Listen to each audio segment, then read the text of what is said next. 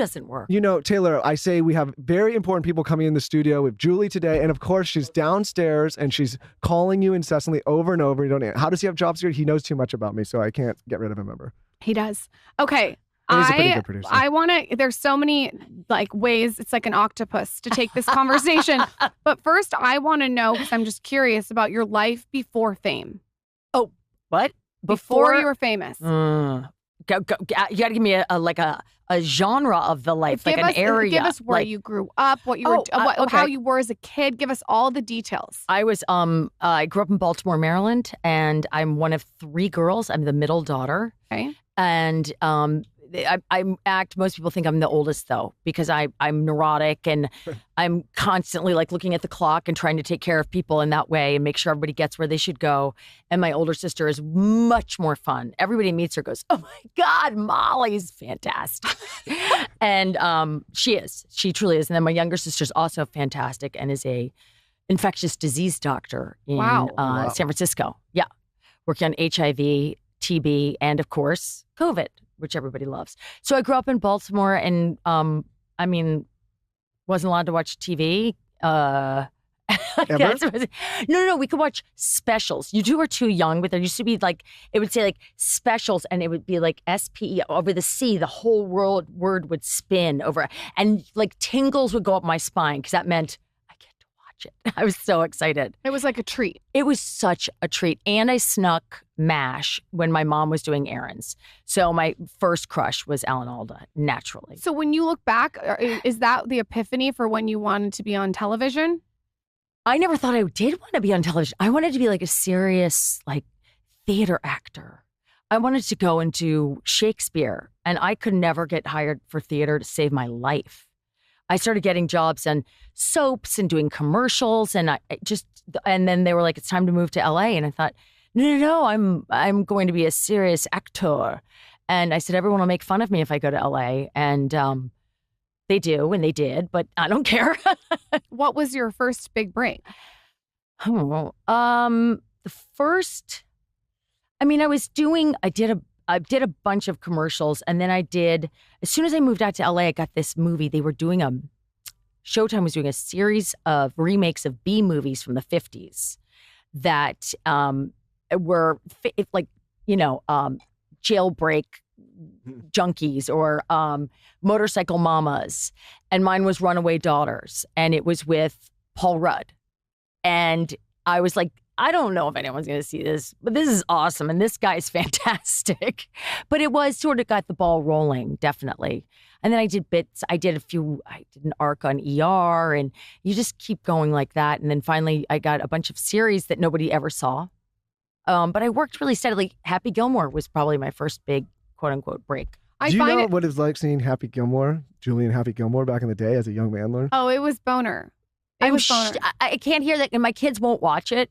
And I'm glad. I'm glad. Yeah, it might be weird for your sons to watch it. My sons. But it's not. It was like it's a PG-13 flick. I remember. Like, we watched Happy Gilmore together. So you essentially were cheating on me at 13 with my eyes. In your was head. that the first time? I think we were about 13 years old. No. What year did Happy Gilmore come out? Do you remember? 95, maybe? No. 90, maybe 93, somewhere in there. No, Happy Gilmore was like, I was born in 87. So, but we would watch it later. You people are children. Yeah. You're children. We are? Yeah, you're little babies. Oh. It's great. So when you got Happy Gilmore, did you know it was going to be such a hit, or did that happen slow? No, not at all. I loved Adam because I have always been a diehard Saturday Night Live fanatic. Yeah. I watch it all the time, always. Through the good years, the bad years, cast changes. I am, my friends call me a chuckle fucker. I don't really date comedians, but I just love them. I think they're the smartest, funniest people. A chuckle fucker. You've never heard that No, term? I love that. It's a chuckle fucker. That's like a junkie girl, junkies for comedians. Okay. Chuckle fuckers. Okay, keep going. But that movie is still like, you could, if that movie's on right now, you just still will watch it. It's like, it's a classic. So I'm told. I can't really see it that way.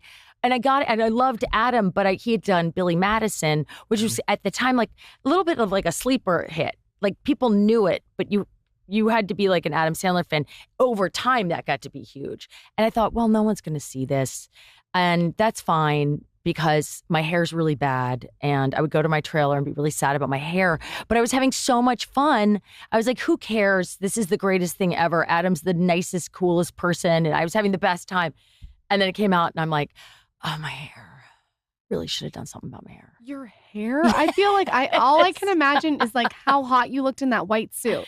Oh, and the white, in my lingerie with it was the 2 pitchers of beer, I think, that gave him a boner. Carl Weathers on the piano. Yeah, so it was a little person in a cowboy outfit riding around on a bike. Who was the most fun on that set? I feel like you're going to say Shooter McGavin.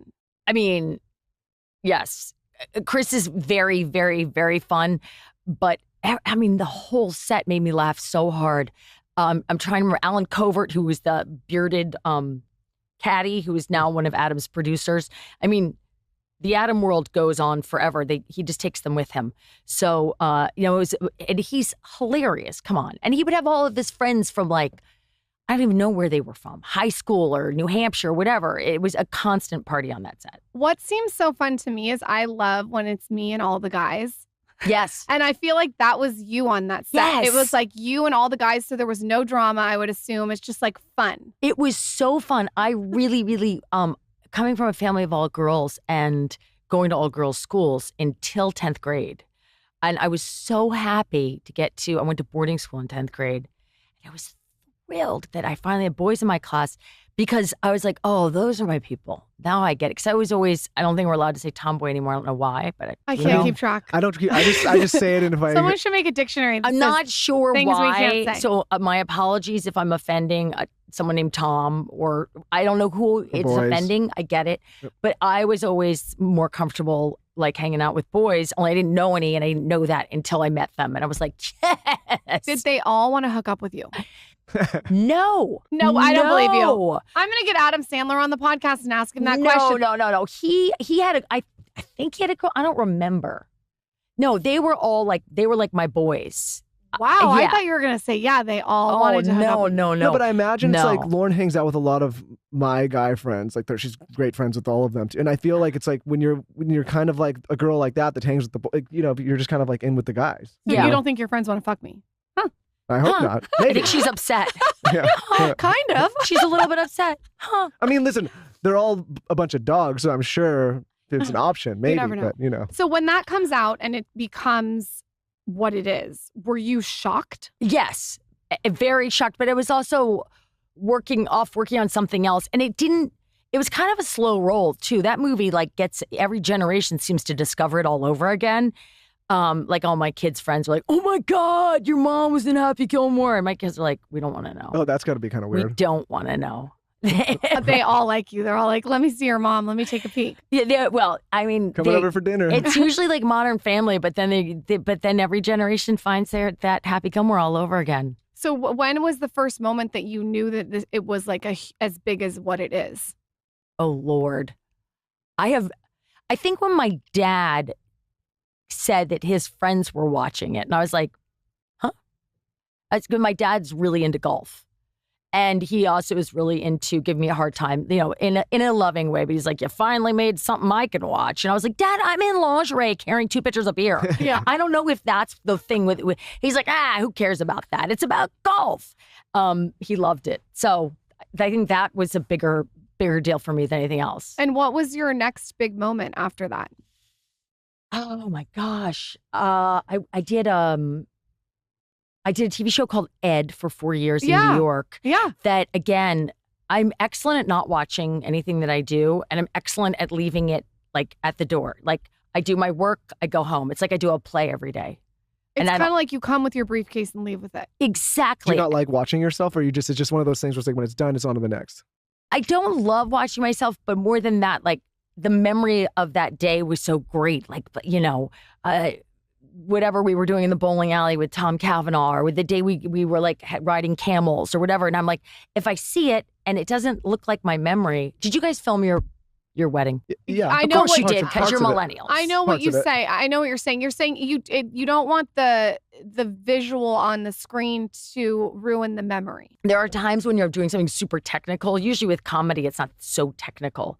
But I just got done doing kind of a horror-y genre show where it was super technical. And I'm actually excited to see that because it was so about effects and technique and like how the stunt was getting done that it doesn't feel as much like my memory of it was I was like flying across a green screen. So I can't wait to kind of see that. Okay, so sometimes I don't mind seeing myself. At what point in all of your career did you decide to have kids? And just for me, selfishly, I want to know how you balanced all that because it's a lot of work.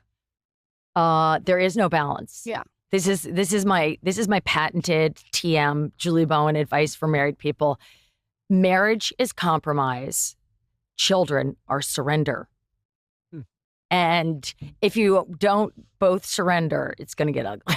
like your pretty house and like your coffee table that has like gorgeous like tablescapes and dangerous sharp objects. And it's done. They don't care. They ruin you. They come in and they just take it down. Yeah, it's like Lauren decided to furnish our whole place in like kind of like this like off-white color, everything. Right before the baby came. You know what though?